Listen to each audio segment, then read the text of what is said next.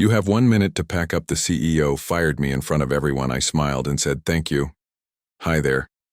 I'm a man who just turned 30 this year and I'm living in Los Angeles.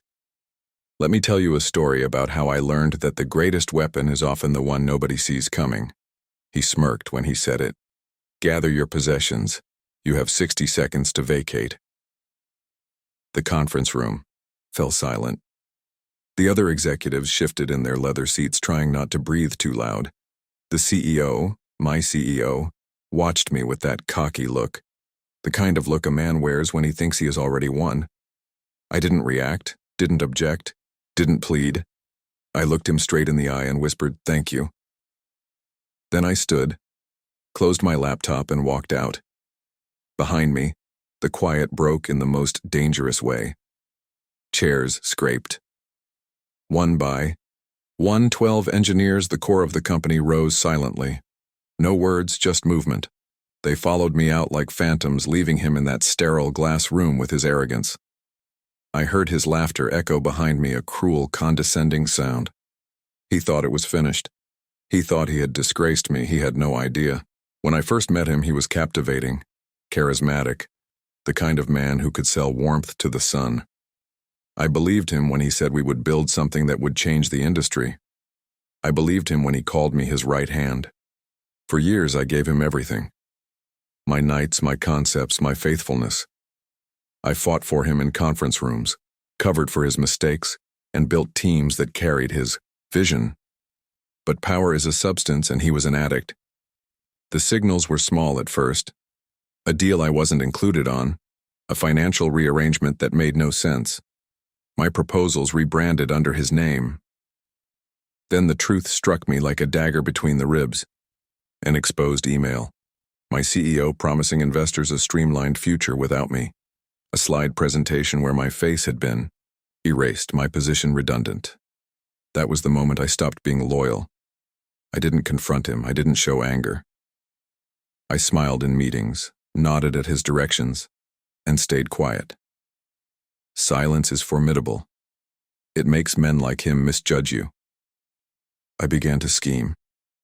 Every late evening, every peaceful weekend, I constructed my departure not as an escape but as a weapon. I collected contracts, resignation letters signed in, advanced by engineers who trusted me more than him, duplicates of patents filed under my name, shareholder reports showing his irregularities. And then I waited. The moment he dismissed me in front of his leaders, he thought it was unplanned. It wasn't. He walked into a snare I had built piece by piece. When I walked out and 12 engineers followed, it wasn't revolt. It was maneuver. I had already secured them months ago. Private discussions, guarantees of a better future, an escape from his toxicity. By the time he realized half his technical intellect had just left the building, I had already filed incorporation papers for our new business. Investors, ones he thought were his, had signed with me. The product blueprint, the architecture, the soul of the company, it was all in my possession. They told me later what transpired in that conference room. He laughed at first, mocking the empty chairs, telling the others, "Let him go." But arrogance has a limit. The legal director looked through the papers I had left behind. A neat folder delivered by courier the same minute I walked out. Employment agreements, patent submissions, a signed whistleblower statement. Her face turned pale. She turned to him and said the words that sliced deeper than any knife. "Call a lawyer immediately." That was the moment he realized he hadn't fired me. He had set me free.